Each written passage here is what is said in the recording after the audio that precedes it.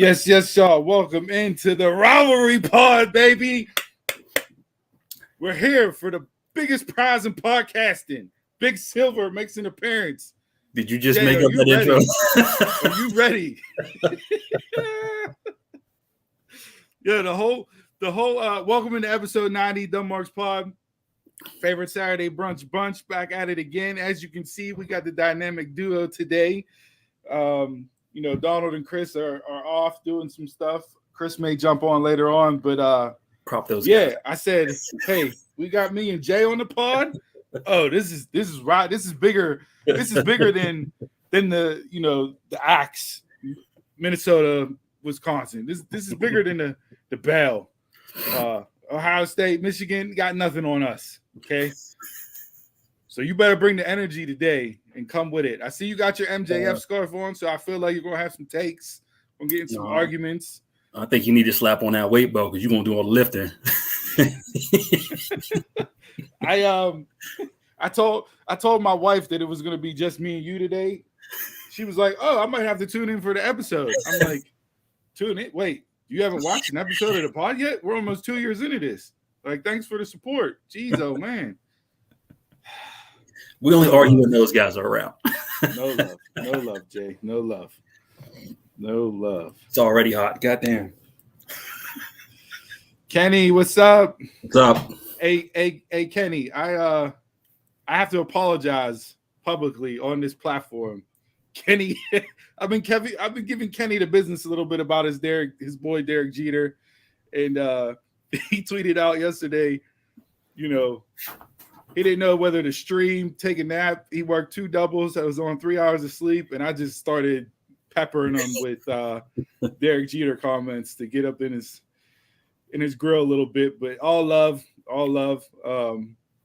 If we didn't razz each other, then you know what I mean. It would mean I don't like you. So if I ask you how's your day going, how's the family, then we're pretty much not friends. But if I talk about your mom, we're good. All right. So we're at it. Where you want to start? Intro wise, what you got? Gaming? You want to run through some gaming stuff? I got a TV question. Well, not so much a TV question, but something around a show that premiered this week that I want to get your opinion on. Yeah. We can go at that. So why don't we hit up some gaming news and then we can dive into the topic itself. Okay. Let's see. Modern Warfare 2 is dropping this October. It's going to be I hope it's just not a remake. Did you play the last Modern Warfare? I did not play the last Modern Warfare. That was before I got back into gaming. I did see the, I guess if you want to call it commercial. Teaser trailer, yeah. Yeah, the teaser trailer for it. I mean, listen, like all Call of Duty games, it looks dope in the presentation, right? Like, it's just a matter of, at this point, what can you do for the gameplay to make it different than just changing up boards and, an occasional storyline change. Other than that, I don't know what you can do for the game itself to improve on play. So maybe there's some updates with online play and everything else that we don't know about, but by the looks of it, graphic-wise, presentation-wise, and everything, it looks just as dope as every other Call of Duty game that's come out. This is the one where I stopped online play, the original version, and that's when kids whooped my ass. So how long ago was that? Yeah. I don't know if I can hang anymore. Well, the other thing about the Call of Duty games, like, you can't have any other games on your system. The downloads are so big. You literally can have no other games going on your system at the same time. They have it now where you can delete off certain aspects, but I think on that initial download, you have to download everything with the Warzone and the past Call of Duties. Like, this is too damn much. Yeah, I don't need a 3-day download to have no space on my hard drive for my Xbox to where I can't play nothing else except Call of Duty. I'm not that into it to where I that's the only game I can play. Like, so depending on what that does, that'll probably determine whether or not I actually download it to play it. Will I get it? Yeah, probably so. And then this year E3 was canceled, so instead they've done like a Summerfest for like the past 2 weeks where they've given developers like their own little platform showcase. So tomorrow, I do believe, is Bethesda and Xbox. Same day as the PC Gamer showcase, and then after that, the 13th will be a Capcom showcase. Not sure if they're going to show anything new or just updates on the game, but yeah. Yeah, Donald and Chris were live during the PlayStation one on Twitch. Mm-hmm. Don't know what their plans are, if they plan on hopping on and breaking down any of these other ones. But they did say E3 will return next year. Yes. So everybody will be back under one umbrella again, making it into a big showcase event weekend like they did previously. I'm sure there'll be arguments on who goes last, who tries to upstage everybody else. You'll get that going back and forth. But for all the gamers out there, I don't know. Do you like that everything's at one big show like that, or do you like the individual rollouts? Both, because if you're a gamer, you want to see everything. But me being like a Sony guy, I'm like, you know what, just show me what I need to see, and then it just depends on how I feel. I feel with the individuals, you get more into, I don't want to say the non-mainstream games, but you get more into the system specific games instead of just showcasing your best of the best, which I feel like that's what E3 did, kind of just played the big hits and kept it moving. So you really missed out on some of the other stuff. If you are a loyalist to PlayStation, Xbox, etc. But yeah, we'll see how that develops and comes out next year. Review wise, we'll see if it's better than what they've been getting doing the individual shows. So, and then we have the biggest gaming news that's for us four. Ninja Turtle Shredder's Revenge. Shredder's Revenge. I was expecting October. I already brought the collection pack, pre-ordered it, expecting it later in the year. They was like June 16th. June 16th, my son's birthday. My son's birthday next Thursday. He's turning 18, and so we'll be celebrating that. And then I'll be up all night playing Shredder's Revenge. It's going to be a long day at work on Friday, but I don't care. I watched the gameplay of it. It looks just like the arcade game. It looks amazing. They added in Shredder and Casey Jones, so you got a 6-player co-op, but you can now go through. And it's going to be on Game Pass day one. So Thursday, Game Pass, downloaded. I'm going to wake up in the morning. I'm going to download it. So that way when I come home from work, it's already on the Xbox, ready to go. So I can't wait. It looks amazing. Like, I haven't been this excited for a game in a really long time. Likewise. I buy shit just for the name, but this one I'm actually might dedicate some time to. I mean, just the flow of the game. They have the side scrolling screen graphics. Like they've hit every single note as far as nostalgia purposes go for people like us that grew up with that original game.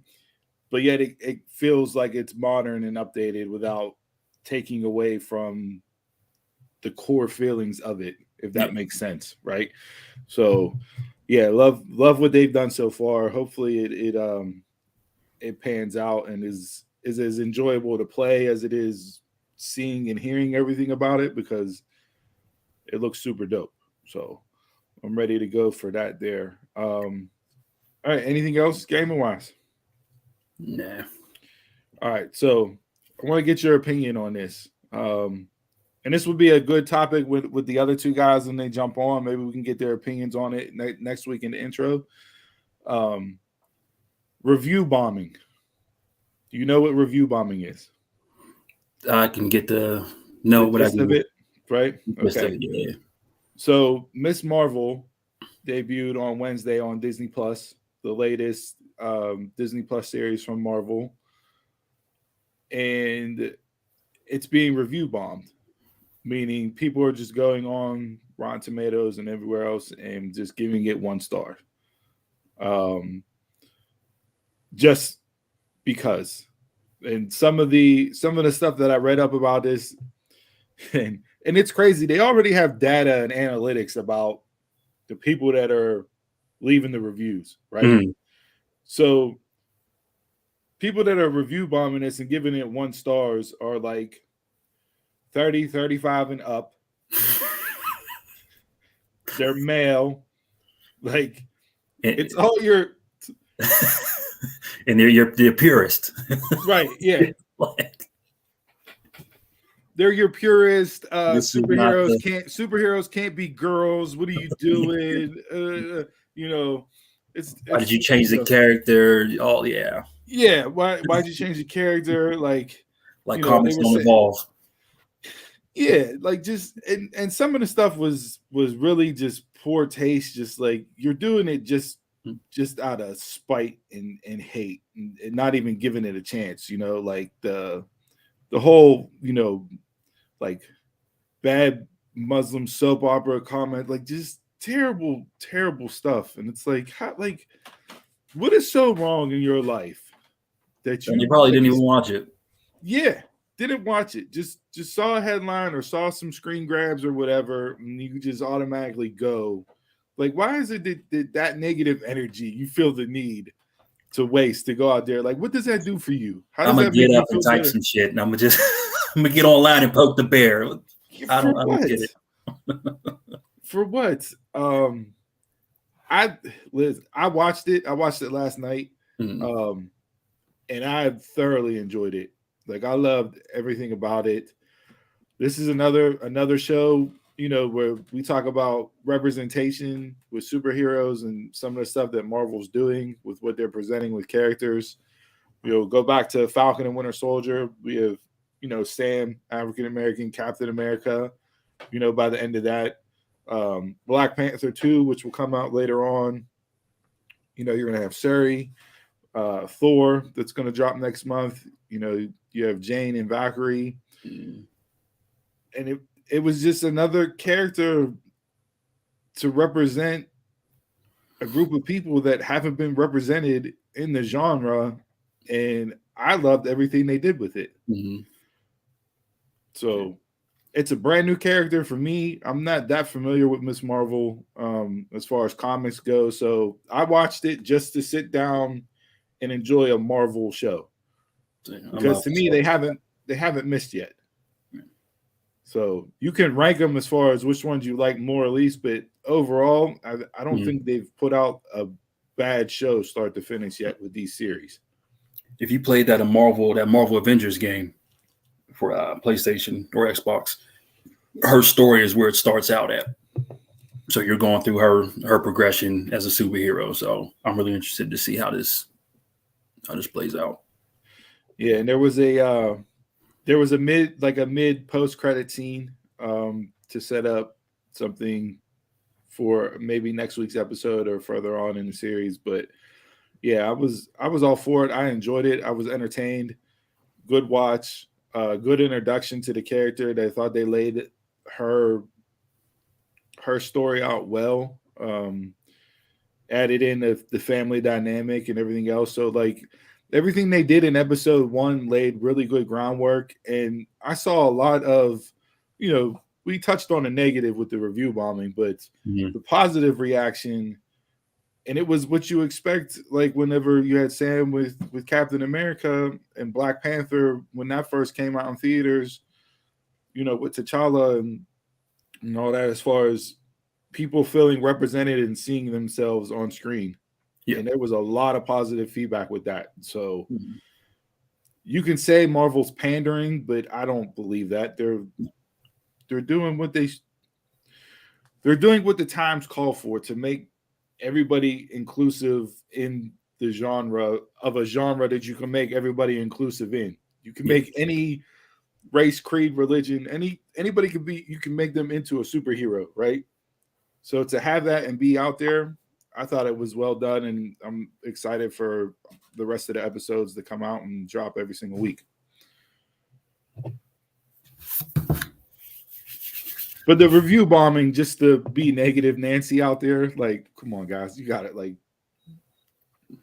Hey, go on our YouTube, like, subscribe, check the bell, and you can review bomb this show all you want. But I'll go ahead. I'll drive up the numbers by review bomb. Go ahead. I don't think I've never logged on anything and left a negative comment for anything. I mean, it's weird. We'll get into this when we get into wrestling. Like, I still don't even do that. But just to just to go in and just be I don't even want to put negative energy out there by talking about this as much as we have, but it just bothered me that people like just did it just because. Yeah. And didn't actually sit down and watch the episode, or they watched it and they were upset because it's not, a white male saving the earth. Like, it's time to move past all that, right? Like, there's more than Iron Man, Captain America, and Spider-Man in the superhero universe. So, like, you're gonna start seeing these other characters as they come out. Like, it's unbelievable. So, all right. Anything else intro-wise that you want to touch on or get into? So y'all sent over a TikTok of bacon wrapped Oreos. That was a request from an individual that watches the show. He requested that we do a review of bacon wrapped Oreos on the show. So, what is it? Not last Mother's Day. The previous Mother's Day, I got myself an air fryer on a Mother's Day deal. This guy. Hey, I bought myself earrings on a Mother's Day deal. That's a good time to shop, man. Yeah. So when you bought yourself these other gifts on Mother's Day for the Mother's Day sale prices, did you actually get your mother a card? Or nothing at all? And I give her Amazon gift cards so she can buy her own little thing. She loves it. She loves that. So it's been like a whole year, and I've actually broken out the air fryer for the first time to make these bacon wrap Oreos. Wait. Time out. You made them by yourself and didn't tell the rest of us, especially the two chubby kids on the show, that you were going to be doing this. You said it needs to be done. I was like, hey. I meant like as in the four of us get together and we do it and we put it out there. We'll get Dawn on that because he's the seasonist. I just got bacon and Oreo, and I overdid it because everything's burnt. You could tell you don't cook in the air fryer. I don't. I was looking. It was like it was down to 2 minutes. I was like, okay, they don't look good enough. Let me put on an extra couple more minutes. Yeah, it was up to an extra couple more minutes. So if you can for the viewing audience, hold up and what do you have these placed on? I see that. Oh, this wasn't. I just had them on a plate. It's not security. Oh, you made it. Look at you with a snack charcuterie board. What is how I eat every show? You just don't see it. All right, so then give us a review. Go ahead, let us know what you got for the bacon wrapped Oreos. I mean, chocolate and bacon. You see that in chocolate factories. They do that, right? They dip chocolate and bacon, the salty, the sweet, the chocolate, like the combination. No.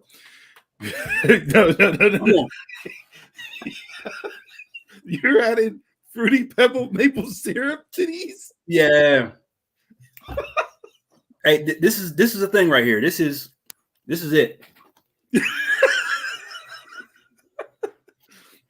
Chris, I hope you see this because you were shitting on these bacon wrapped Oreos, talking about how they're going to be trash and everything else. Oreo, if you can make these, make them. Give me a bacon flavored Oreo. I'm ready for it. Yeah, you know what? Oreos by themselves are fire. Bacon, I mean, it's bacon, right? Like enough said there. Oh, after I log off, I'm fixing the rest. Making the rest of the package. Bacon. That if I can use today. Now, bacon wise, did you just do you have like the maple bacon, the thick sliced maple bacon, like the boar's head? You got cherry wood. You got you got to go to like a Market District or a Fresh Time, and you got to get the maple flavored Boar's Head bacon. I tried to get the thickest reasonable price bacon I can get. I didn't want to go with the Butterball or the Oscar Mayer. I got the no. That's the Smithfield. Yeah, no, we got to go up a level in bacon. Yeah. We can't do that. Like, yeah. So my next venture is to deep fry these in some batter. That's coming. So we're going. Jason's going. So be on the lookout for a TikTok of Jason deep frying bacon wrapped Oreos. Say, man, covered in fruit. Where did you find Fruity Pebbles syrup at? My mother. The one that you didn't buy the air fryer for. She thought of me, and she was like, she bought me Fruity Pebble pancakes and syrup. How do I pay her return? That's tremendous. That is tremendous. Just be the worst son possible. All right, now I'm a little heartbroken over here. I see what you did there. Rivalry Pod. You made bacon wrapped Oreos without me. It's cool. I got you. Nobody said we needed to do it. Y'all said it needs to be done. We are in the group chat. It is the four of us. It wasn't just set out to you individually like AJ. No, this was. I mean, who else is going to do it? Who else is really going to do it? We had the request to do this as a show, as a unit, and this guy just goes off by himself. Unbelievable. We'll get Dawn to put the rub on it because he's good with that stuff. All right. Well, you take another bite, and then we'll get into bell to bell.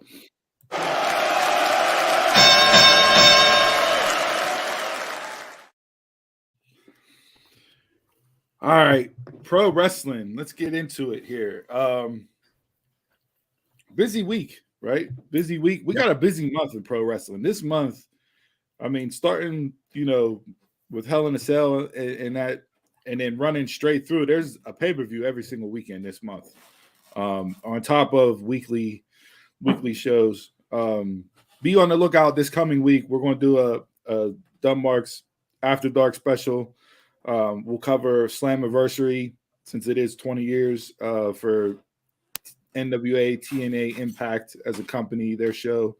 So we're gonna touch on that probably Thursday night, I'd say. But be on the lookout for that. We'll run through the card, talk about the history of the company, and give some other jewels and nuggets of information surrounding them. So tune in for that this upcoming week. Where do you want to go this week? What do you want to get into? Because I got a few topics that we've touched on here before, but like I really don't understand the reasoning behind it. I'm gonna need you to defend it because you're a loyalist. And you're a defender, right? Yeah. You're a McManiac, right? Like you drive till the wheels fall off, no matter what. I will. Some stuff is beyond defending, but championship contender matches. We've seen these done in WWE all the time. Yeah. Right? That's their new go-to. It's how they set up championship matches, rightly or wrongly. It's the choice that they've made to go that way more times than not. We had two different versions of that this week. One was an actual contenders match for the women at the end of Raw main event, and we'll get into that. But the other one that was on the show was the Street Profits versus the Usos. To see if the Street Profits can get a championship title match, they have to beat the Usos. Concept, right? Mm-hmm. If that's how you're going to go with it, I guess I'll have to get on board. It is what it is at this point, right? Why in the blue hell did you finish that match with a countout? And because they won via a countout, they are now getting a title shot. How does that even make sense? How can you logically do that? I don't want to say the Usos are beatable. So if this was anybody else, If it was like a Monster Hill or somebody, I can see that being done. The Street Profits have probably beaten the Usos. So there was no reason to make that call. And I'm all for the Street Profits being the next team in line. Lord knows you don't have that many teams. Yeah. Right? Yeah. I mean, apparently on SmackDown last night, you got a vignette for a team that's coming soon that's been on the main roster for, 3 years now? So, hey, guess what? We have a new team debuting, the Viking Raiders. You guys have never seen them before. They're brand new. We're going to run these vignettes to introduce you to these characters that you have no idea who they are because you've never seen them before. Meanwhile, they've been on the main roster for 3 years now. Weren't they on SmackDown or were they on Raw? I don't know where they were. At this point, I don't even know. I'm so confused with the flip-flop of people. This is why the brand split doesn't make any sense because you're just flip-flopping people with no rhyme or reason. We'll touch on Lacey Evans in a minute. But going back to the championship contender match, you cannot give a title shot to a team or individual. Doesn't matter the scenario, what belt they're going after. But you can't do it by having them win via countout. And now that you set the precedent for it, whenever you have these types of matches, why would you as a challenger not work to win via a countout? That's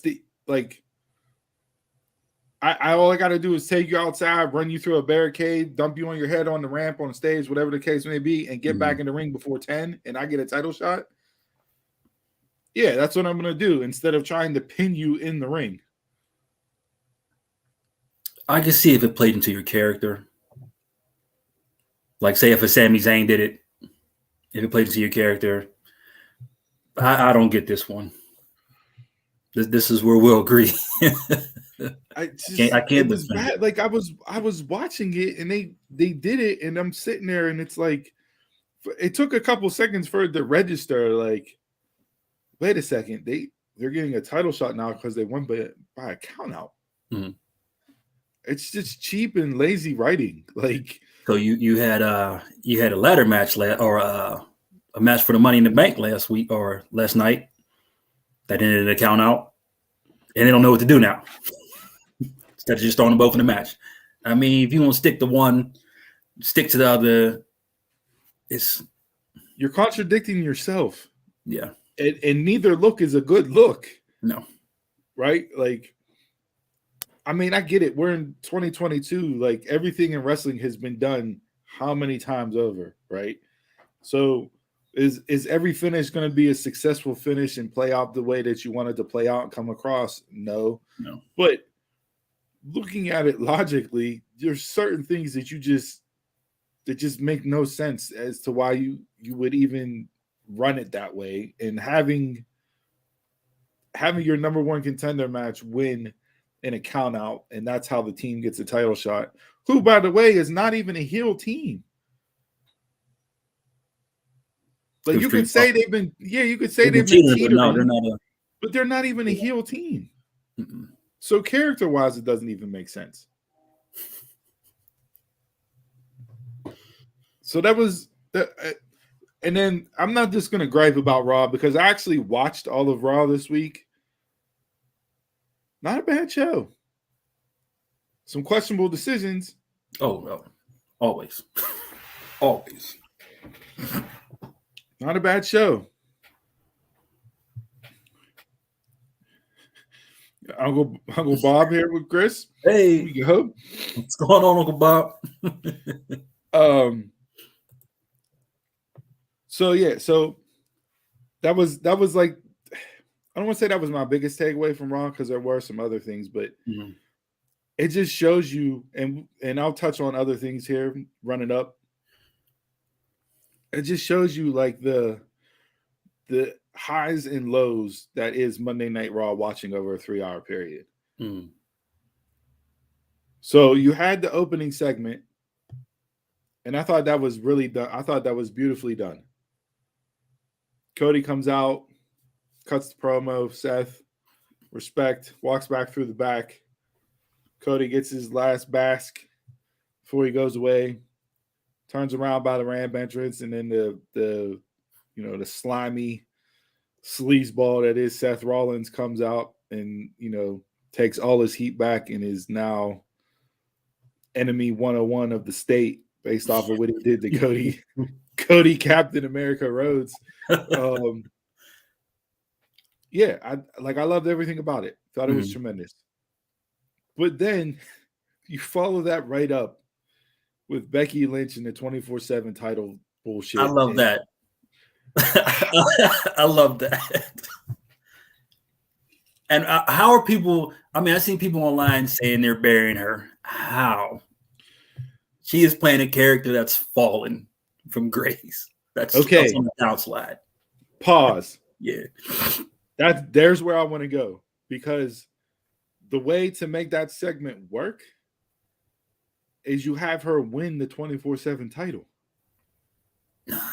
And the reason why you have her win the 24/7 title is because she has fallen and she's so obsessed with a championship that she needs any type of title just to validate her as a champion. Doesn't matter what belt it is. She doesn't care. She just needs to have a championship. It's her precious. Doesn't matter if it's you know what I mean? Like, she needs that. And she would take that 24/7 title and act as if she's the Raw Women's Champ. I feel like you could have got way better mileage out of doing that. Like have her be that with that character and where she's going based off of her trajectory and what's happened over the past couple months. That would have been way better story-wise than what they did just to further her and Asuka. If you didn't need her, I'd say run that. But then you come to the who takes it off her and how. That's why you don't book big people on those belts. I know it's one where you can easily win on a roll up, but here's my thing with it. You use it as the storyline to phase out the 24/7 title. The belt doesn't do anything. It means nothing. You have the same group of people changing hands with it over the last year and a half. Like, there's literally no point other than this is a segment on the show. That's all it's there for. You use her winning this and having her go all, like I said, my precious. Like, she needs a belt. She has to have a belt. And then it just phases away and you retire it out. And you can bring it back a couple years from now if you want. But that's what I would have done with it, because other than that, it's not serving any purpose right now. I just enjoy it for entertainment purposes. I get a kick out of it. Maybe that's just me. I'm the lone guy. So initially I tweeted, I'm like, why are they putting Becky Lynch in the 24/7 title? Like, are they really about to have her win it? And then I watched how it played out. And then I started thinking, okay, what would I have done differently if I had the pencil? Mm-hmm. And based off of Becky's character, that's how I would have laid it out. And I think you'd have more mileage doing it that way than what they did just to further along her and Asuka. Because it's like, okay, you're not challenging Asuka because she cost you the 24/7 title, right? And that's how it looks.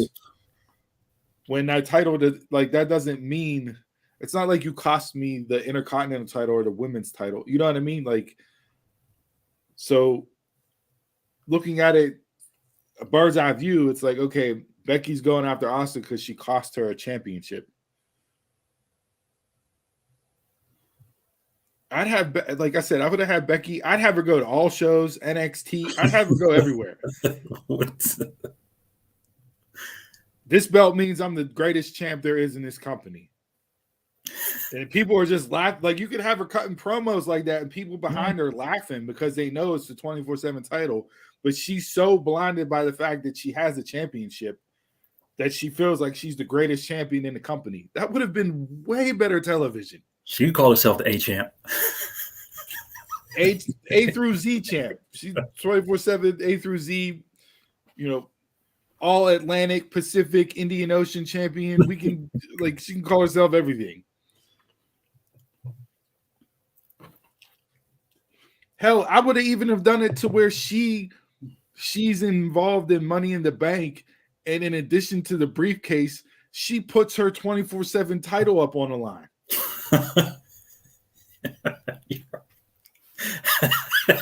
And then she wins both. That would be more entertaining than what they did. So she won them all and just unifies it. It's the 24/7 SmackDown Raw Women's Champion. Yep. Why not? I mean, why not? I like how you played that out, though. I do. It just works better. So,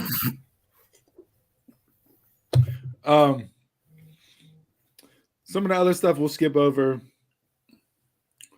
The other thing that I feel like they messed up because they gave away the ending to the show. You never want to give away you never want to give away the finish to your main event during the course of the show.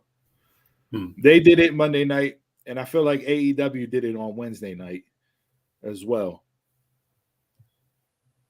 They have the open of the show, then the 24/7, then they put up somewhere in that time frame, they put up the countdown clock for Judgment Day.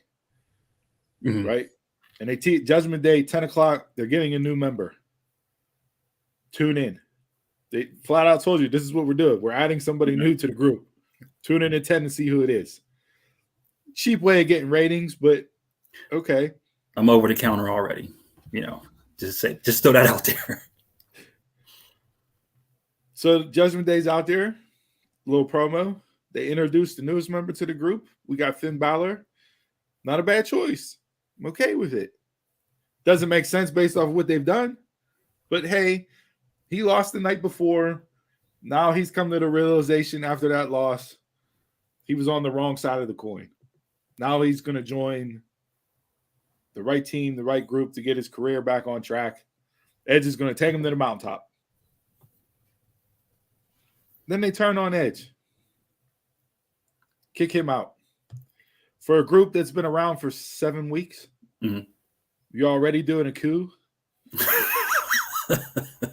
Yeah, you're having an overthrow of power after 7 weeks. And you just added your third member, 3 weeks ago? So the group hasn't even been around as the group for more than a month. And you kick Edge out. Did it shock you? I don't know. Shock's not the right word. I want to describe it by shock. Because I've seen a lot of people online like, whoa, the swerve, all this. And then there's like... people were making it out to be Rollins turning on the Shield. And I'm like, this group is 6 weeks old. They have there's no equity. There's no history for you to feel that jaded by a turn. But in the same, like a lot of times in the same paragraph, you see worst decision ever. I'm like, but it got you. So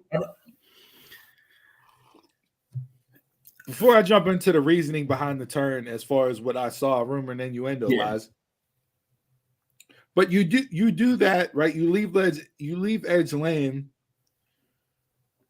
Who's in your main event that's in that group? Rhea. What's the main event about? Being the number one contender to face Bianca at Money in the Bank. You gave away your finish. You don't do that. You don't have that segment and think Rhea's going to win that match. You know that based off of what they did in that segment. Yeah. So you gave it away. So why am I going to stick around and watch the main event? And AEW did it the same way this week. You had Kyle O'Reilly win the Casino Battle Royale that challenged Moxley. And as soon as O'Reilly won, this is not a shot against O'Reilly because I feel like he had banger matches in NXT and he's had nothing but stellar matches, singles and tags since in AEW. The man is a hell of a worker and he deserves more respect on his name for what he does in ring. This is by no means a shot at him. It's just there's no way he's beating Jon Moxley. No. So again, why am I going to stay around and watch the main event? that was just a waste there. The whole storyline from the Battle Royal on. Yeah. So like and I'm not saying the matches themselves that they had in those main event spots were bad matches, because I enjoyed both. I like the women's 4-way. I like Moxley and O'Reilly. Like, the matches were fine. It's just, but you knew it was coming. You knew it was coming. So you know what I mean? That suspension of disbelief as far as, or am I going to root for one or the other? Like, how's it going to go? Like, false finishes didn't get me because I already knew the outcome. So it's like, you know what I mean? Like, and I don't know if it's, I don't know what you could have done differently. Like, AEW is a different case. You had people in there that you could have had win that would have added to the doubt of Moxley winning, or been a more interesting story. Yeah. Facing Mox. Yeah. So, like, if you would have had Will or Yuta win, that would have been a more interesting main event based off of their previous matchups, him being a BCC member, what he's done, being gone over in Japan, wrestling over there for the last month. Like, there's layers to that, which would have made for a more exciting main event. And I think you would have had more of a crowd reaction to false finishes and doubt, to where, okay, if Moxley wins, yeah, it's Moxley, but that would have been a prime moment to shock and awe, build somebody up. Yeah. Or took that time to build somebody up. Yeah. Even in a loss. Right. So, like, those were two instances where main events were ruined for the week, because you knew early on in the show what was gonna be the outcome. Yeah, Judgment Day, I feel like they pulled the trigger too fast. Okay, so let's get into that real quick. Rumor and innuendo. 2 reasons as to why they did this. The obvious elephant in the room, which isn't not an elephant, it's widely known.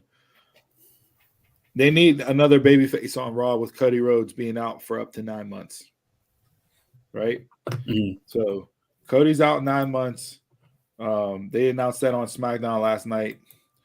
Spoiler alert. They told you 9 months so that in 7 months he can come back and win the Royal Rumble. Yeah. Bookmark it.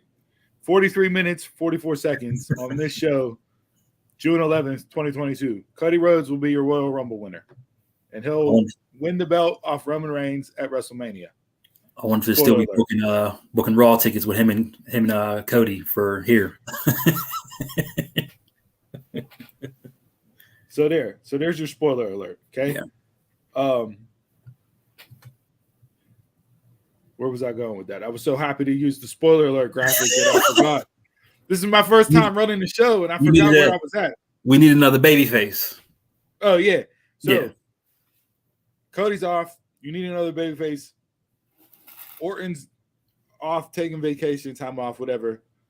The only other person that's on the roster right now, you have AJ, but he just lost in a feud to the Judgment Day, putting them over, building them up. So can't really do that to him. Who's your next biggest name on the show? Edge. So let's take him out. He's instantly a babyface. He'll come back in a couple of weeks, and we're off and running. With long hair and a trench coat. I do need to see how they play this out. What if they add extensions to his hair like they do all the girls? Like, how bad is that going to look? You're not just going to start up a faction and then come back straight babyface. You got to give me some build. You got to work way into it. It's WWE. They don't do that. You know, he's coming straight back, white meat babyface, the original Edge music, the rated R superstar.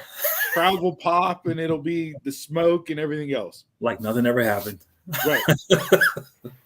The second reason why I heard this was changed. Now, Finn was rumored to be in the group initially. Mm-hmm. So he was one of the choices that they were looking at as adding him in, which makes sense given his history on the main roster and what the group was trying to do.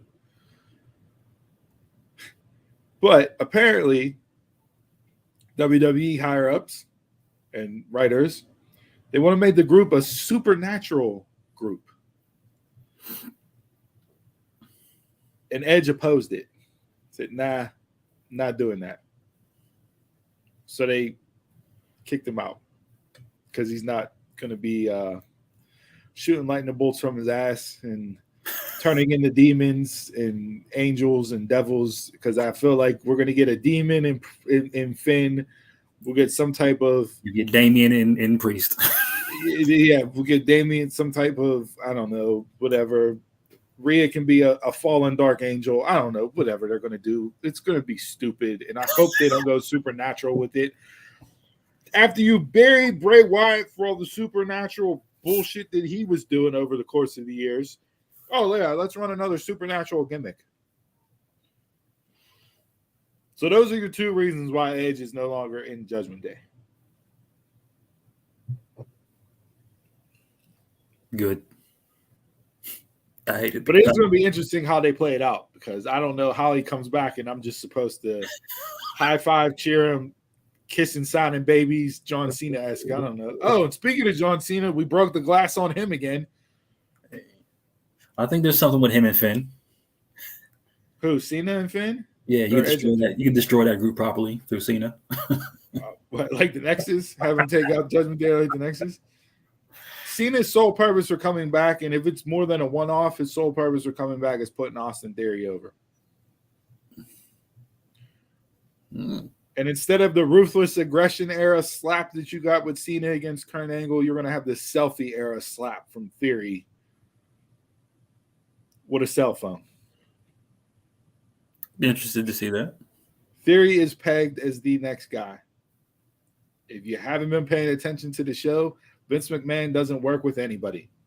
And he's been working with Theory for how many months now? So Big Match John's coming back to do the honors, laying up, looking at the lights to Theory. You can bookmark that as a spoiler too.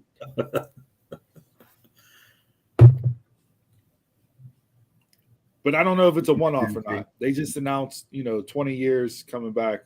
I don't even know if it's 20 years to the day of his debut, but just 20 years in the business. 20 years, yeah. Which is crazy to think that it's been 20 years since he came out against Kurt Angle, and everything that's happened since then with his career and where he's gone, what he's done. That's ridiculous. It definitely fly-bys fast. Yeah. All right. Anything else? Raw, Monday night. We kind of dabbled into AEW. SmackDown last night. Gunther, you knew that was coming. Hopefully this is the way to get the IC back to relevancy. I want to see I hope there's a rematch, because I really enjoyed that match last night. Those two styles together, I enjoyed. Hey, listen, Ricochet is one of the best sellers in the business. Oh, he's up there with Dolph. And you put him out there to have him sell for Gunther. And I'm purposely sticking with Gunther, even though I want to say Walter every single time. But it just he's been so underused in WWE. It's criminal what they've done, what they haven't done to Ricochet. But yeah, I'm all for that. I hope they keep him in this level, like in the picture. So he's not on main event. Just keep him in the IC picture. Oh. You mean like Mustafa Ali that's back on main event Ali? MEA, main event Ali? You mean that guy that had a 3-week run after he was off television for 7 months? And now he's back on main event? That guy? What a joke. They definitely wasted him. Yeah. So yeah. Lacey Evans, first qualifier for Money in the Bank. 7 women, I believe. 7 women announced for the match. Yep. 7. So as I see it right now today, without knowing any of the remaining qualifying matches, as far as the women in the Money in the Bank match, I'll go Evans, Bliss, Liv, Baszler, Lynch, Asuka, Flair. For the Money in the Bank? Yeah. A lot of big names. With the caveat of, and I wouldn't do this to her first match back, but at some point Bayley got to come back. Yeah. So if you don't bring her back for this match, which coming off a knee injury the way she has, I don't think the first match she wants to come back and do is a ladder match. Yeah. You know, if you don't bring Bayley back now, then save her and build her to Rousey at SummerSlam. The names you mentioned, I was thinking like, okay, this is probably Lacey's moment. The names you mentioned, it's gonna be a rough one. And there you go. It adds some intrigue to the names, right? Yeah. I agree with you. Yeah, damn shame. I'm assuming you're talking about Ali and that Kenny. So, yeah, you would think Lacey's a heel on SmackDown now. So forget all that babyface, all American. No. She's a heel. Xia the heel. I don't know. We'll see. Hey, the wrestling journalist could have got worked again like they did with MJF, but apparently Lacey got moved back to SmackDown to be a heel.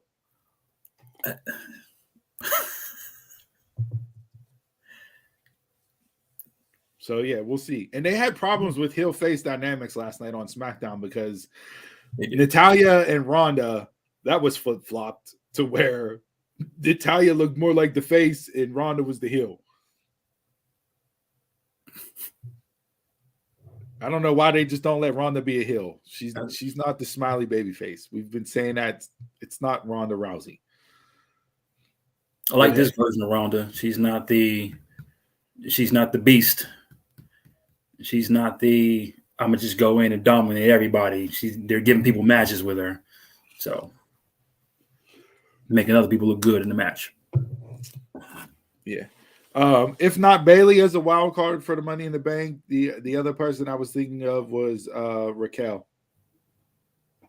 I was thinking her being in it. So, yeah. What? So yeah, because we know you got Bianca and Rhea at Money in the Bank. You're gonna have Ronda and Natty, and then so you got to fill out those. You got to make those Money in the Bank matches mean something with some people with name value in it. And, you know, the 7 that I rattled off, to me, given your roster and who you have on it available to you right now, I don't know if you can put another group of 7 that adds the intrigue as much as those 7 do. Yeah. So how many matches does Money in the Bank typically run? Well, you'll have the women's and the men's. We have the 2 main events or the 2 titles. Well, we're not getting a universal title match as of right now. Roman's pulled from advertising, and they're running him versus Riddle next week for the title on SmackDown, which makes no sense because you have the freaking pay-per-view a couple weeks later. I'm not saying you're giving away your ending, but because you already know what they expect, Roman versus Riddle. But yeah, unless it's a way to build up to a rematch at Money in the Bank, and they, you know, swerve everybody by having Roman show up, but. You're probably looking at a 6-7 match card. So, I'm trying to see who to fill out the other. So you'll have the Usos and I said Private Party. Jeez, Street Profits. Street Profits. You have both Money in the Banks. That's 3. You give me the IC belt on there. I'm down for it. Yo, can we get an IC title defended on pay-per-view? Yes. Once. Tell me when the last time the IC title was defended at a pay-per-view. I'll wait because we'll be here till 9:00 tonight with you trying to think about it. Was it Shinsuke's win? Maybe. No, he beat Apollo on SmackDown.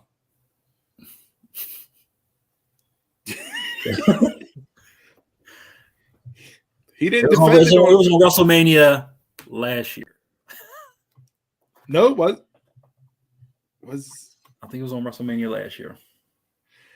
Either way, that belt means absolutely nothing. So you don't even see it. So it'll be interesting. We got we got about a month to Money in the Bank, right? It's July 4th weekend, July 3rd. So why does it feel like it's closer? Jeez.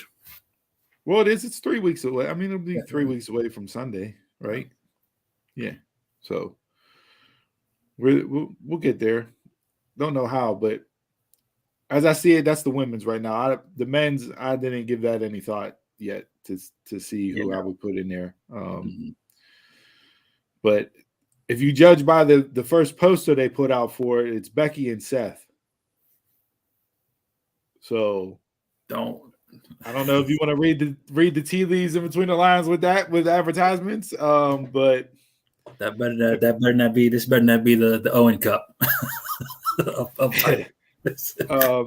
And if you want spoilers on who's going to win, just follow WWE UK on Twitter because they tweeted out the Usos being the combined Universal Champions and then deleted it right away. So I'm sure they'll slip up and drop a teaser as to who's going to win Money in the Bank. All right, since you brought up the Owen couple, Dynamite. The show felt off for me. Like this was the first time I watched it, and I go, "You're throwing too much shit at me at once." Mm-hmm. You have the Forbidden Door stuff. You have the stuff, the Eliminator series for the interim title. You debuted a new belt with a new tournament. Like it just like talk about not being able to breathe and let stuff in and translate and process. Like they didn't give it any air on Wednesday night. For me, it was the whole battle royal, just knowing the outcome of the show. It was just like I went in watching it differently. Just like, it's going to be another Moxley win over whoever wins this. And I mean, the battle royal itself was fine. They did some things. I am so mad that they ruined Swerve and Lee already. Yeah. Why? Why? I like how he stood there for like 3 minutes and they just had to stare off. Throw somebody out the ring. Throw him out the ring. Throw him out the ring. Yeah. But why? Like, why break them up already? Make no sense. There's some other things. I really want to see a Rey Fenix, Ricky Starks match now. Got a little taste of that. I love Starks ducking the kick and hitting him with the pose. Like that was tremendous. I thought it was a botch. So good. I was sitting there like, look, here they go with this botch shit again. And it was the pose. I was like, okay, they got me. But yeah, they just like they gave so much.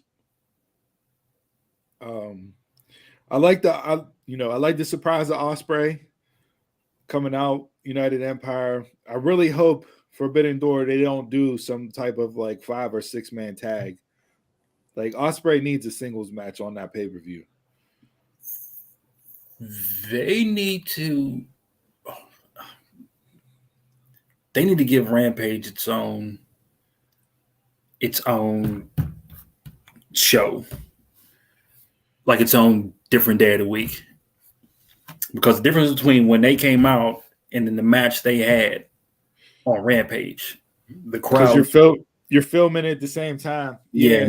Your fan base is already out of it for being in there so long. Yeah, the live Rampages, you definitely tell the difference. Yeah. And being at the last Dynamite that was here in Pittsburgh, by the time Rampage was there, some of the people left after Dynamite. They didn't stick around for it. It was a lot harder to get the crowd juiced up and live for it. So yeah, I do feel like that not hurt him, but like you can tell it's different. Yeah, because I watched Rampage first, then went back and watched the rest of AEW, and I was like, okay, they really don't care about this guy until I watched Dynamite. Right, and you see him come out on Dynamite, and you get the different crowd going ape shit. Yeah. So, but yeah, I like him coming out in that. I just hope, like I said, I hope they don't do like a big 5 or 6 man tag match, which I hope they got that out the way with this triple threat as an introduction to him, have him wrestle, and then kill him off separately. I wouldn't mind if you're not going to give me FTR versus GOD, which is my dream match for this pay-per-view because of the tag teams that are, then I'm okay with Cobb and Great O'Khan against FTR for the ROH belts at the show, the pay-per-view. I kind of enjoyed those guys Ospreay was with. They're also a part of you. That's a whole unit. Oh, whole thing. There. Yeah. Okay. Yeah. So all those guys are in the United Empire, and Ospreay's the head of it. So okay. Yeah. I liked Hangman calling out Okada. Mm-hmm. I hate the fact that Cole's involved. Yes. Now, here's what I'll throw out to you. Rumor is Tanahashi's going to win the AEW belt, and Hangman is going to win Tanahashi's going to win the interim. Okay. They're going to flip-flop main belts. New Japan will have AEWs, and Hangman will have the IWGP. Now, Okada's supposed to be going away. His wife's pregnant. They're expecting a child, so the scenario makes sense. I have no want or desire to see a triple threat match with Cole, Hangman, and Okada. I want it to be a singles match. At Forbidden Door? At Forbidden Door. Yeah, no, you don't make that a triple threat. It's one versus the other.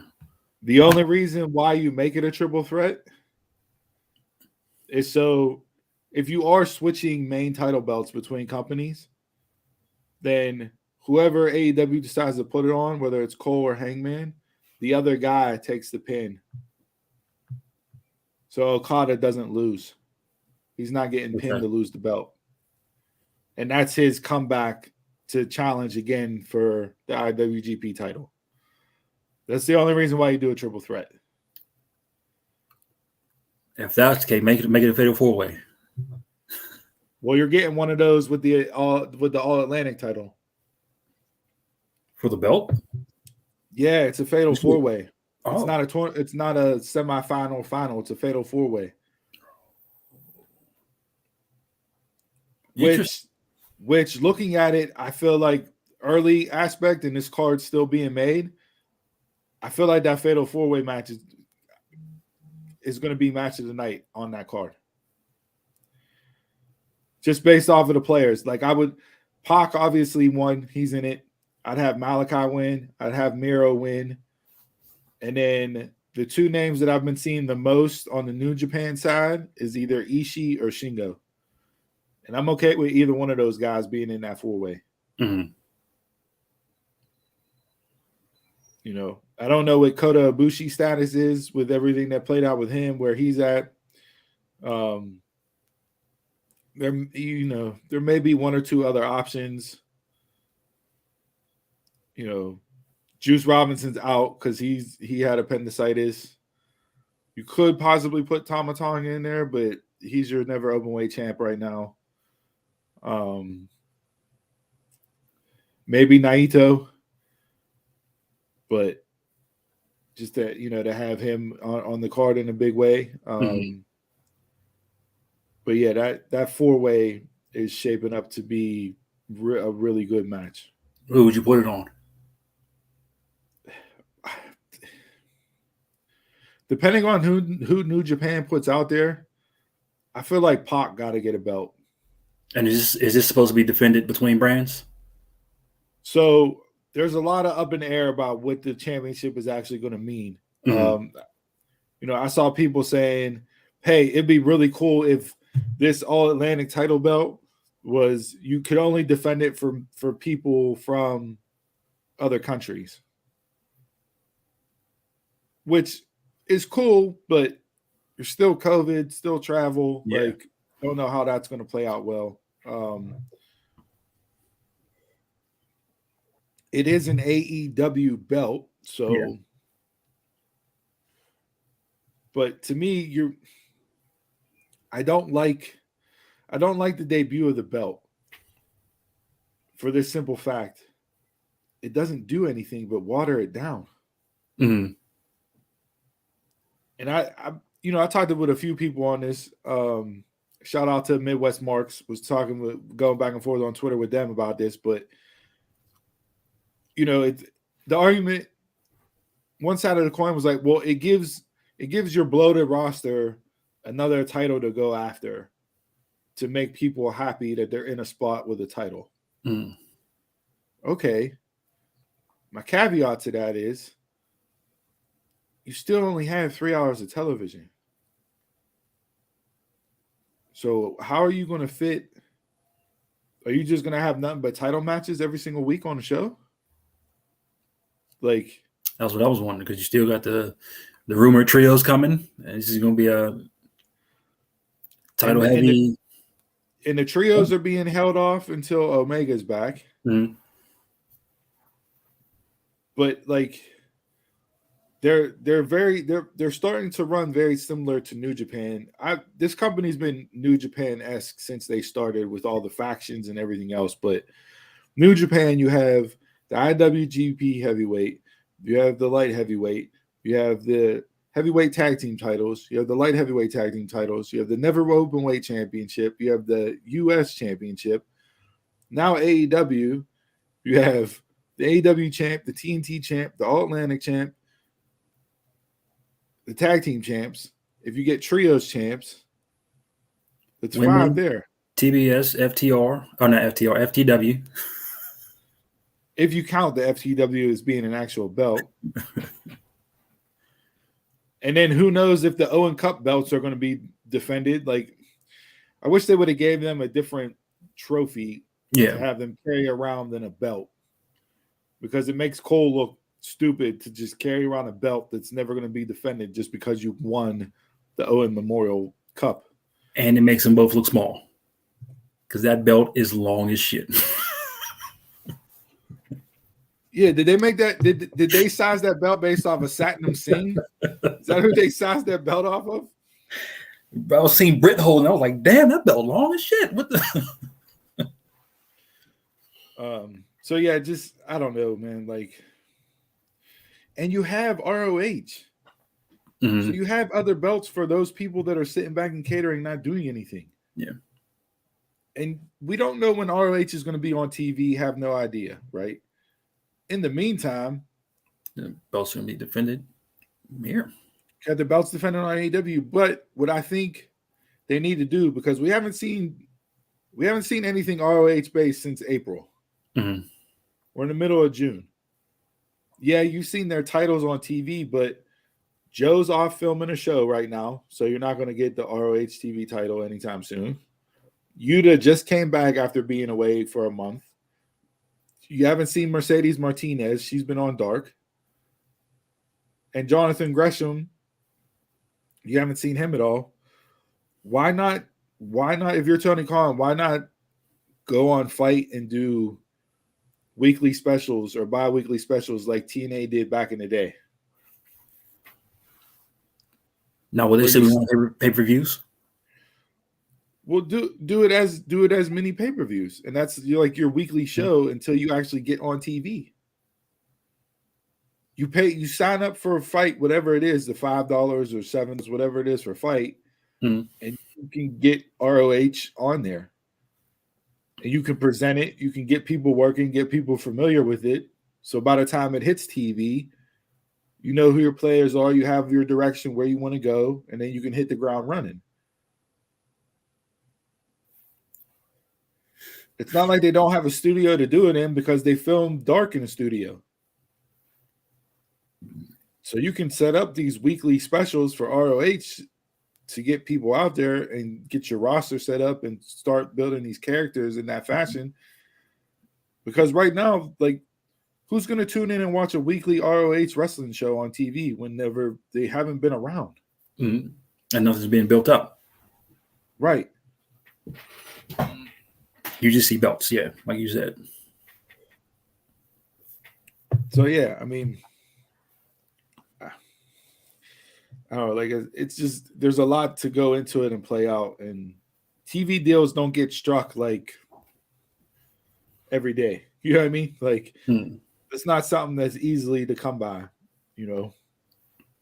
MLW is still looking for another TV deal. Court Bauer, you know, has talked and said that one's coming and should be imminent soon. And I believe he said their next taping in July may be the first taping for the TV show for their new platform, but he didn't confirm that 100% yet. So it's not something that's readily available to where you can just go on and hop on TV.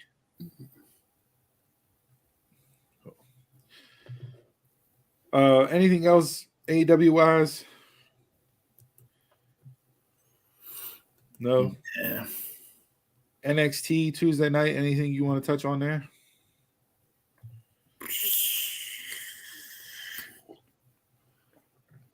Apollo. Got Apollo. True. No accent. It's WWE, man. That might be the best thing he's done. So I really like the move. Yeah, I agree. From the standpoint of he can be the male version of Mandy Rose, where he goes down there and revitalizes his career. I don't want to see him holding the belt though. Maybe not right away. Yeah, I want to help. I want him there to help him build up the stars, but I don't know if I want to see him holding the belt. And him and Aziz are both on NXT. I didn't know he went down there because he needs work. And I hope they drop the whole character. Yeah, I don't know if we'll get Dabba-Kato back, but I think it'll be a repackage of him in some form or fashion. But yeah, Apollo's too good of a talent to just not do anything with. And if you're going to move, I think they pulled him up too early. Like he said in his promo, I got unfinished business. There was stuff that I wanted to do here before I got called up. Mm-hmm. And I think they hot-shotted him. It is what it is at this point, but going back down, I think will be the best thing for him. Yeah. So that was my bright spot from Tuesday night. Other than the fact that Roxanne Perez, Roxy, is going to be a mega star. I feel it. Like just I feel it. It's going to be there. Like she's only 20, and to be as good as she is. And be the general in there for that match. And Tiffany Stratton has elevated herself in the short time she's been there and what she's been able to do work-wise. But Roxy, man. I thought that's where they were going, just to be WWE. Put it on Stratton. And then have Roxy like build her way up another way. But hey, I'm happy they did the way they did it. And this is where I circle back to my point when this whole breakout tournament was announced. There was no reason to have Nikita listed. You could have just had Stratton in her spot to begin with. Because you got there anyways. But you realized that after week 1, we can't have Roxy win this with Nikita here. Yeah, no. She's too popular. That wouldn't have worked. Right. Even though I don't mind her being in the tournament, but yeah, the booking of it, yeah. Yeah, so those were my two highlights Tuesday night. Oh, did Braun do anything? Apollo came out. Yeah, that's it. Yeah, they had the face-to-face. The T's there. Mello is Mello. I just wish he had a couple more inches of height to him. Because he's never going to be the guy on the main roster. No. He has everything else. He just needs to work on his mic skills just a little bit more. See, I think he's fine on the mic. Mm-hmm. Yeah, you can improve for sure. But Yeah. right where he's at right now, like I wouldn't change anything about him. It's just if he had Trick's height, it'd be a completely different story for him, trajectory-wise, in the company. Like to me, him, I really like Waller. I know everybody hates the guy. I really like Waller and Sokoa. You need to just book those guys to all hell. Those three are your guys right now. And they were all together on Tuesday night, so we'll see Yeah. if they keep doing that. Yeah. All right, we good? We good. All right, let's drink a beer. Chug, chug, chug, chug, chug. All right, so this week's drink of the week is brought to you by Evil Genius. It's called I Love Lamp. I selected this beer based off the name alone. Shout out to a little Anchorman reference there. It is a pineapple Hefeweizen, and What? it is. I'm probably saying it wrong. Hefeweizen. Mm-hmm. 5.5% alcohol by volume. So I really like here locally. We have why can't I think of Rivertown? Rivertown local establishment. Well, used to be a local establishment. Now they only make their beer, but they have a pineapple that was their best beer. And hopefully this is similar to that. But I don't think you can mess up pineapple. I don't know. We'll see. Chris and Donald did a separate drink of the week review of this beer together. So you guys will get that. I don't know if he'll mash up the two segments into one or if he'll put out two separate videos for the reviews, but you will get their review for this beer in a separate vid or one long one of this.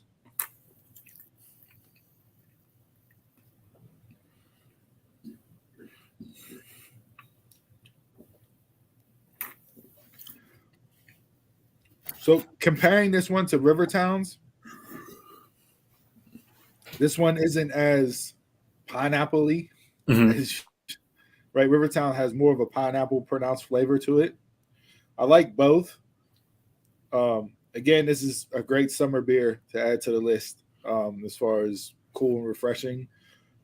I'll put this one behind Rivertown's if I'm just ranking it based off of pineapple. But I got no problems drinking this. This is pretty good. I'm really not tasting beer, so I enjoy that. Yeah, the pineapple is there, but I'll have to get you to Rivertown to see the difference because I want more. More pineapple. But no, this is good. I would suggest this to anybody. Go out there, pick it up. Evil Genius. We've done a couple things from them before on the show. This is one of their better ones that they've done and put out there. So I'm solid with this. I'll go 3.0. I'll hang with you there. I enjoy it. I'd have another. There you go. And not complaining. Positive reviews there. So as always, when we put the drink of the week out, watch, listen, share, comment, let us know what you think when you pick it up in stores. Hit us up and let us know if we got this selection right or wrong. Anything else? Solid. That's solid beer. Solid beer. Get into sports.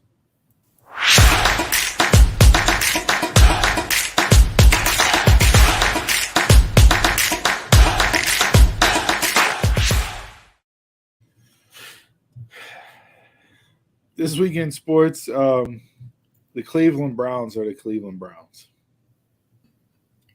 As a Pittsburgh Steelers fan, it's like this franchise, man. You want to talk about selling your soul to the devil and it not working out? It's the definition of Cleveland Browns right now. So, if for those of you that haven't been paying attention this week, there were 2 more allegations, 23 and 24, to come out against Deshaun Watson. Similar to the last ones involved. The added turn that came this week is now the Houston Texans are now named defendants in this lawsuit, along with Deshaun Watson, based off of the NDA agreements, the non-disclosure agreements that they allegedly gave to Deshaun Watson to give to one of the 66 massage therapists he supposedly met with over this time frame. 66 potential. I thought when you're an athlete, you have a person and you stick with that person. How do you go 66? That's you don't even have enough road teams to have 66. I mean, that's more like there's 52 weeks in a year, so we're talking above one a week. Like, you know what I mean? Like, and look, I mean, allegations are allegations for a reason, right? And they're alleged allegations. And if the allegations are true, right now there's still no criminal charges against him, right? Mm-hmm. It's all civil right now. Yeah. But I mean, at some point, 66, and you have 24 out of the 66 are alleging something that is not on the up and up. At what point do you look at him as being like he's a predator, like allegedly? Yeah. It's just and then the Browns, not only did you trade away all your first round draft picks for the next 3 years, you gave this man the largest guaranteed contract in NFL history.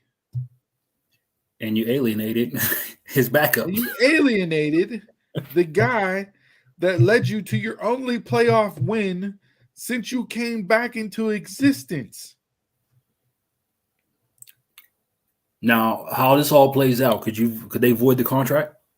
Or is that just a non-negotiable? This is done. There has to be some type of clauses in there to where they can recoup some money, but guaranteed is guaranteed, right? Like, you got Bobby Bonilla still getting guaranteed money from the Mets. You know what I mean? Like, you got people, guaranteed is guaranteed. So, and then they structured it to only give him a base salary of $1 million this year.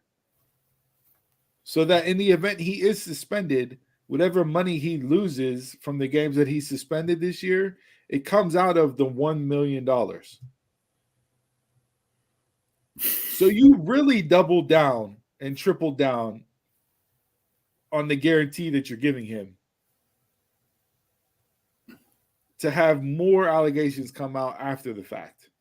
And oh, by the way, now we're adding an NFL team to the lawsuit that he no longer plays for. And you went in knowing this and said, hey, take my money. So, like, if he flat out lied to the Browns and didn't give them all the information, then I can see them being able to void the deal. But they don't get those draft picks back. It's not like, oh, hey, we're sorry this didn't work out. It's the whole contract now. We're gonna give you. No, you lose those draft picks, and you're probably going to have some dead money on your cap for the next 5 years. And how much time is he slated to miss? They haven't made a ruling yet. They're still. They said that their investigation concluded. This is the NFL, and people were expecting some type of ruling in July. But now with these 2 additional investigations, to me, that starts the clock all over again. Because now they got to interview and they got to vet these people and these allegations and everything else, especially whenever they're ones that were supposedly not known about.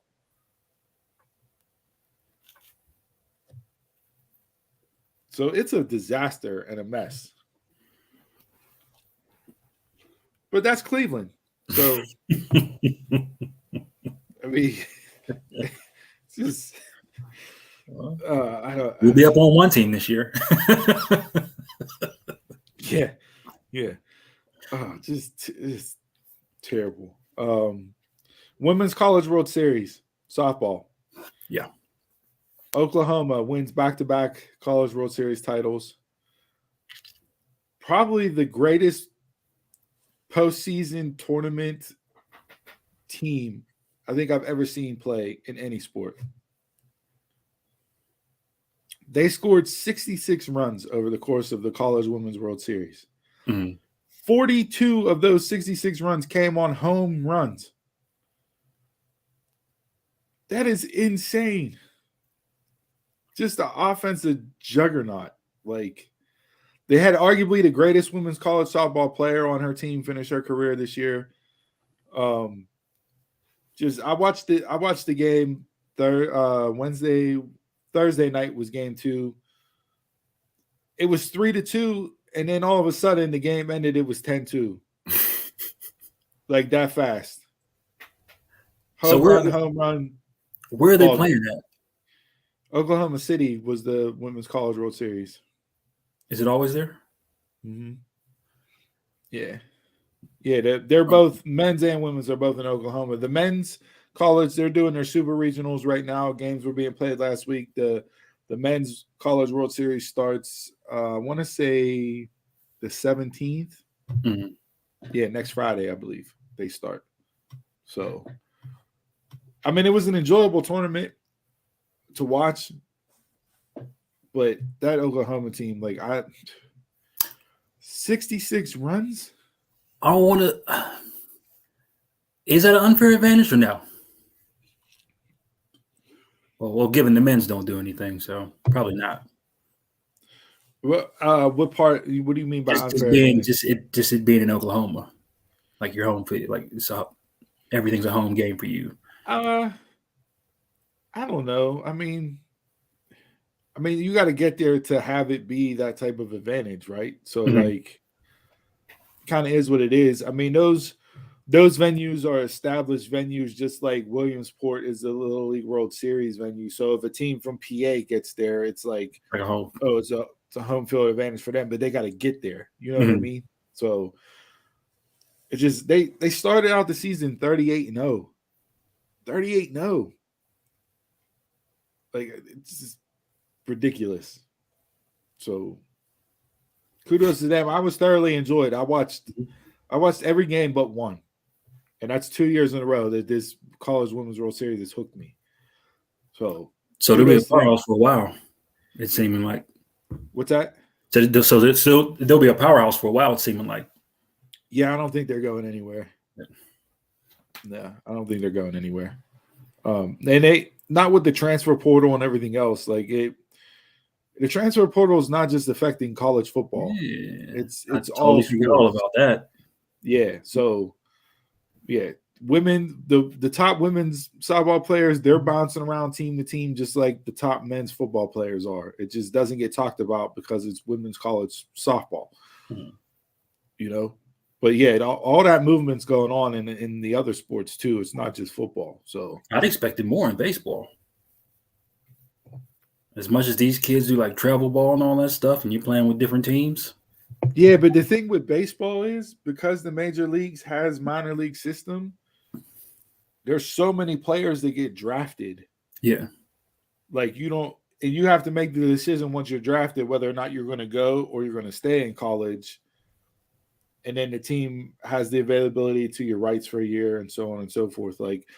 But you can be, freshman through senior in baseball, you can be drafted because there's so many rounds and there's over 100 kids drafted, between college and high school. So you have more options from getting drafted and deciding to leave college and go into the minor leagues and work your way up earlier on. But yeah, just overall, it was a great tournament to watch. So basketball's tied 2-2 after last night. I'm surprised. all the clickbait articles I was reading. I just read the headlines. I thought the Warriors lost.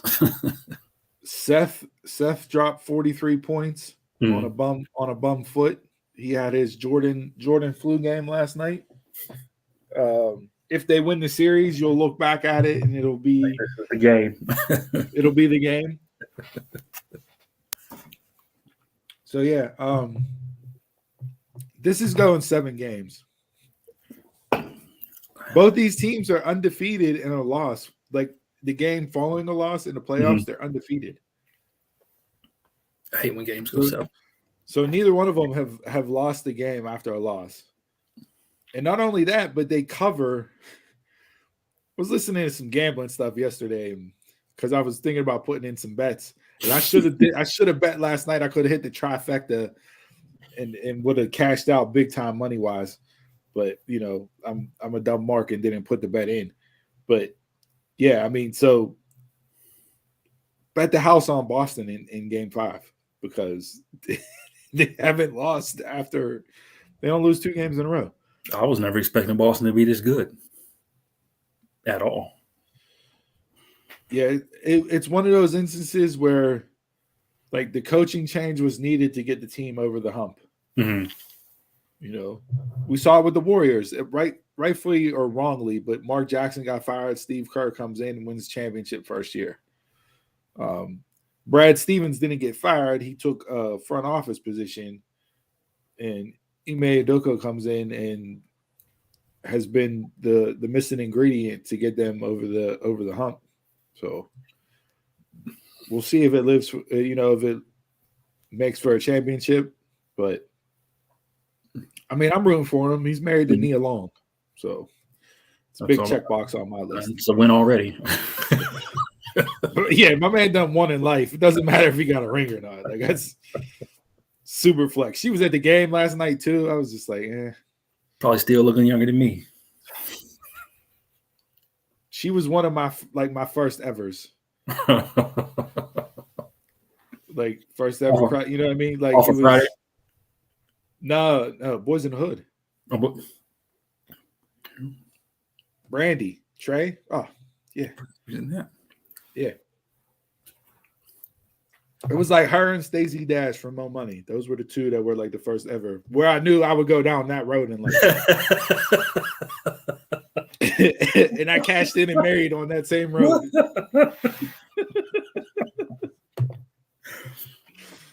All right. You ready for One Gotta Go? I'm ready. Did they send their stuff in or? Donald did. Chris did not. Go figure. Hey, Chris, stop taking these vacations where you just ignore everybody, man. This ain't a vacation. Yeah, my man got an MRI today, and he's acting like his fingers, he can't hit send with his thumbs. You're not getting an MRI on your hand. All right, now let's hope this works. This is the one part of the show, producing wise, where I was worried whether or not I'll get it to work. So bear with me for a minute, but we'll get it. All right.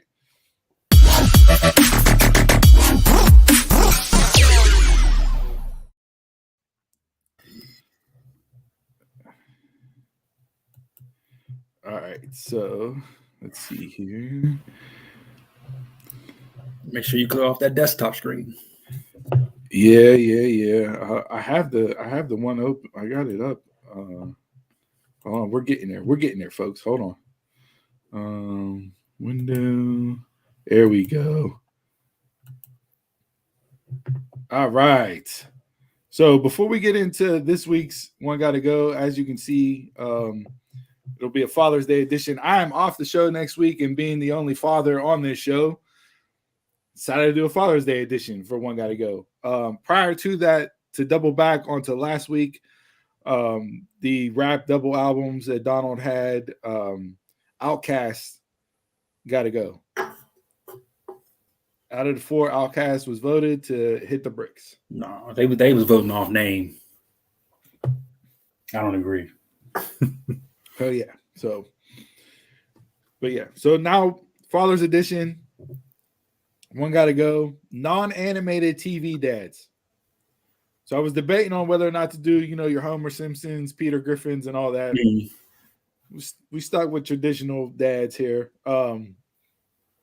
interesting enough, I pulled these names from. I compared two lists. They had the top 33 dads, TV dads of all time, and the top 25 dads, and each list was different. There were different names on each list. One and two, the rankings for the names were different on each list. So we'll run through these four.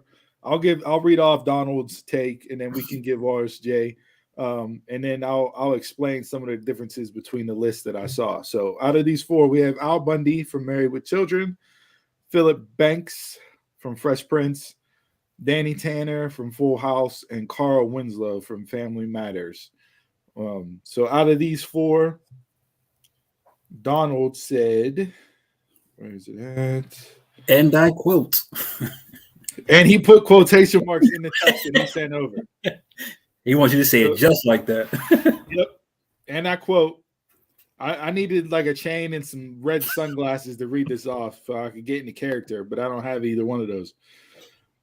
Al Bundy gives it to you straight. The tough, loving son of a bitch that shows his love for his family the hard way, being a shoe salesman. I added being a shoe salesman on, just sounds better. Danny Tanner produced a daughter that had the finest best friend ever, so we know Donald liked redheads. I'm assuming Kimmy Gibbler, but he's probably talking about the other one, Gia, that was the bad girl that broke into shit. You know, that was Stephanie's best friend.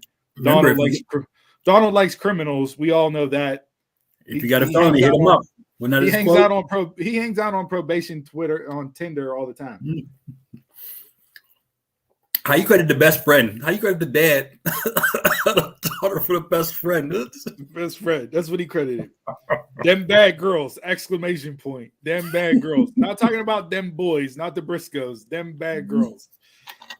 He gets a pass just for that. So he's giving Danny Tanner a pass as a parent, as a father, for producing a child that has the finest best friend in his eyes on the show. This guy's unbelievable. Uncle Phil's the ultimate father figure. There isn't one bad thing to say about him. Carl Winslow is just the odd man out for me. Mr. Winslow, you gotta go. The man that dealt with Steve Urkel his entire existence, he's booting Carl Winslow off. That's Donald's one gotta go. Who you got? I don't think you got enough of Carl Winslow on the show. It's between Al and Carl Winslow because Phil ain't going nowhere. Danny Tanner ain't going nowhere. I don't know why, just because I grew up on Full House. I'm getting Al out of here, man. Wow, you're getting rid of the four touchdown poke high, one score game. Like the whole family was too crass and vulgar. I couldn't relate.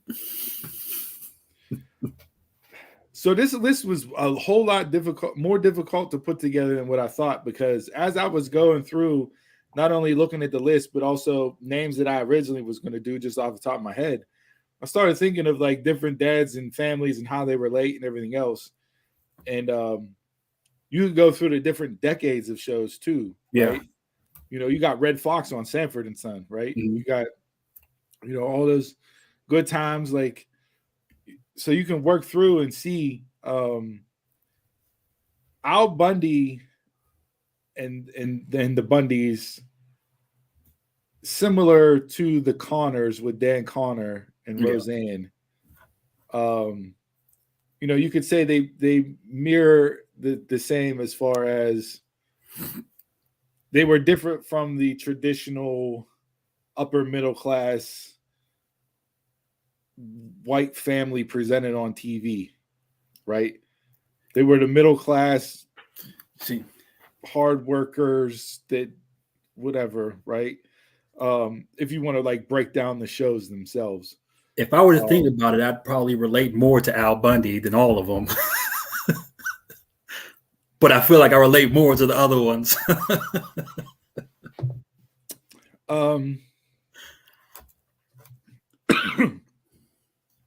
I feel Philip Banks, Uncle Phil, he's a lock. He's number one. You're not going to kick him off the list. Danny Tanner and Carl Winslow were similar in the fact that those shows, like, they always ended with the good feel positive message. Mm. you know, a life lesson, a little trinket to leave you, you know, on your viewing experience. I think I'm going to go with Danny Tanner. And you know, Bob Saget was great in the role itself. Hell, he turned it into a hell of a career with America's Funniest Home Videos and everything else. But you kicking off the single dad, man. Everybody just stereotyped him to be that Danny Tanner figure, and then were shocked whenever you listen to his stand-up. Yeah, you were shocked to actually hear Bob Saget do a stand-up. And rest in peace to him. Passed you know, a little bit ago earlier this year. But character-wise, dad-wise, as far as the dads that I would want, you know, even though Al Bundy was going to be a struggle, and we're eating Tang sandwiches, and he's a broke-ass shoe salesman, I don't know if I could live with the neat freak. Yeah, I just feel like it'd be too much micromanaging from Danny Tanner. Like, so I'll vote Danny Tanner. And Chris chimed in. Look at this. His thumbs actually work. So he said, as much as I love Family Matters and Carl Winslow, he got to go. Enjoyed the other 3 TV dads more. That's a lame ass answer. No depth. There's no depth in that answer. Everybody got Philip Stan, and we all picked one of the other 3. One of the other 3. We got 2 votes for Winslow, 1 vote for Danny, and 1 vote for Al. So we'll see what the audience thinks this week. And one got to go. But early Father's Day edition. As I said, I won't be on the show next week. Spoiler alert. So yeah, I figured we get that out the way now, and then you guys can run with whatever you do next week that I'll chime in on myself. So, all right. So with that being said, let's get into final thoughts.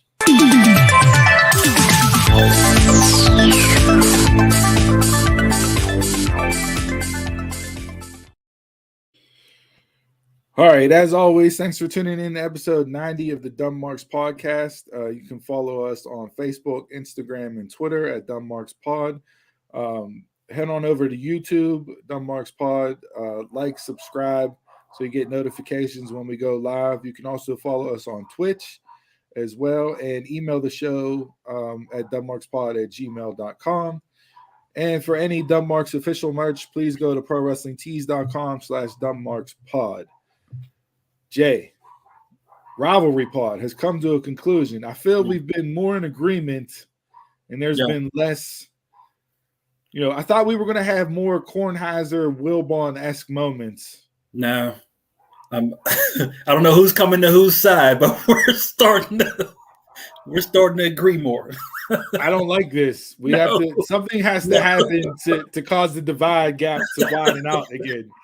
Because this inch by inch, episode by episode of us singing Kumbaya and coming together is not what we want. Trust us.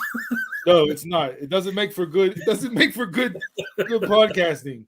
If the 2 guys that argue the most are on the same frame, like I'm not trying to have a best friend's hug with you. I'd rather go out there. You know, we can have the Stephen A. Mad Dog Mike moments from First Take. Like, we need those. So yeah, but thanks for tuning in. Chris and Donna will be back next week. I will be off. So yeah, any final thoughts from you? Yes, if you know me personally, don't bother me. I've talked too much today. I am going to hibernate in a dark room where I can recharge. Thank you.